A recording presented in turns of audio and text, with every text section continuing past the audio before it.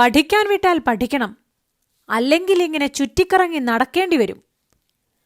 ഒരു തലമുറ മുഴുവൻ കേട്ട പഴിവാക്കുകളാണിത്. വിദ്യാഭ്യാസത്തിന്റെ ആവശ്യം ചൂണ്ടിക്കാണിക്കുന്ന ഒരു പ്രസ്താവനയായിരുന്നു അത്. എന്നാൽ പിന്നീട് ഈയൊരു വർത്തമാനകാലത്തിലേക്കെത്തുമ്പോൾ വിദ്യാസമ്പന്നരായവരെ മാത്രം നമ്മൾ കണ്ടുമുട്ടുന്നു. ഇനിയൊരു കഥ പറയട്ടെ. ഫ്രഞ്ചുകാരനായ ഡെനീസ് പാപ്പിന്റെ കഥ. പെൻഡുലം ക്ലോക്ക് കണ്ടുപിടിച്ച ഡച്ച് ശാസ്ത്രജ്ഞനായിരുന്ന ക്രിസ്റ്റ്യൻ ഹൈഗൻസിന്റെ സഹായിയായിട്ടായിരുന്നു പാപ്പിന്റെ തുടക്കം. പിന്നീട് മറ്റൊരു ശാസ്ത്രജ്ഞനായ ബോയിലിന്റെ കൂടെയായി.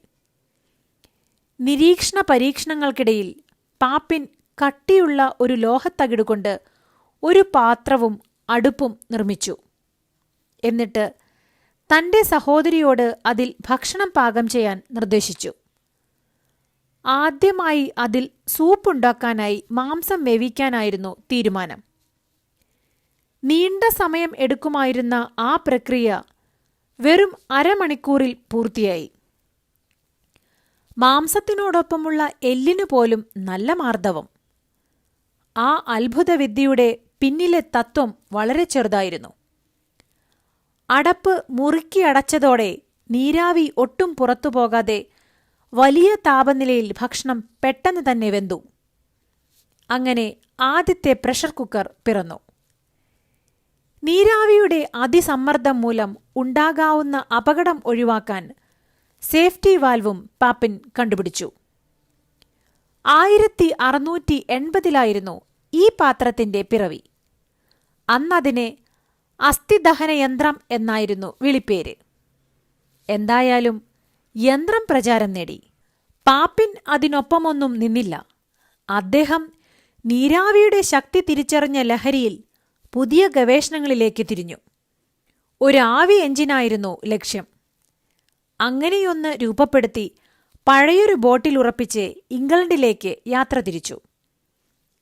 കടലിൽ വെച്ച് മറ്റൊരു തോണിക്കാരുമായുണ്ടായ തർക്കത്തെ തുടർന്ന് പാപ്പിന്റെ യന്ത്രം തകർക്കപ്പെട്ടു. പിന്നീട് പാപ്പിന് എന്തു സംഭവിച്ചുവെന്ന് ചരിത്രത്തിലെവിടെയുമില്ല.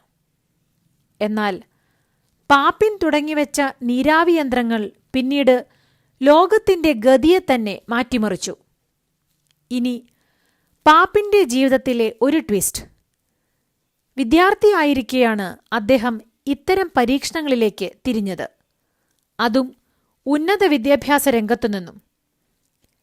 തന്റെ കിറുക്കൻ ആശയങ്ങൾക്ക് പിറകെ ഇറങ്ങിത്തിരിക്കുമ്പോൾ പാപ്പിൻ ഉപേക്ഷിച്ചത് തന്റെ വൈദ്യശാസ്ത്ര വിദ്യാഭ്യാസമായിരുന്നു. എന്ത് പഠിക്കണം, ആരാകണം, തീരുമാനിക്കപ്പെടേണ്ടത് എവിടെയാണ്? താൽപ്പര്യങ്ങൾക്കനുസരിച്ച് പഠിക്കുവാനും പഠിപ്പിക്കുവാനും നമുക്കാകട്ടെ. ശുഭദിനം.